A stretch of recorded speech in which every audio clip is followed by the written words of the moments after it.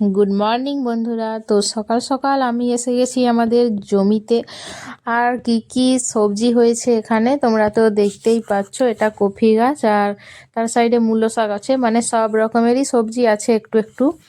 আর আমাদের আজকে কি কি রান্না হবে সেটা তোমাদের সঙ্গে শেয়ার করব।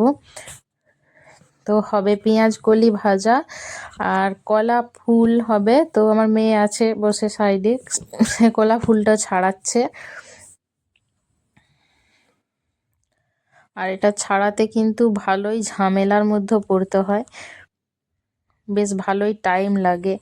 আর হবে খেসারি শাক ভাজা, আর হবে সজনে ডাঁটা। তো সজনে ডাঁটাটা লাল লাল আর কালো কালো দেখে তোমরা ভাববে হয়তো শুকনো হয়ে গেছে, কিন্তু সেটা শুকনো না। এটা এই মাত্র 10-15 দিন হলো হয়েছে। আর 12 মাস যেই সজনে ডাঁটাটা হয় সেই ডাঁটাগুলো হচ্ছে এই ডাঁটাটা। তো এটার কালারটাই এরকমই হয়। যেটা বছরে একবার হয় সেটা তো সবুজ কালার হয়, দেখেছো তোমরা। আর এই ডাঁটাটা কিন্তু এইরকমই কালার আসে।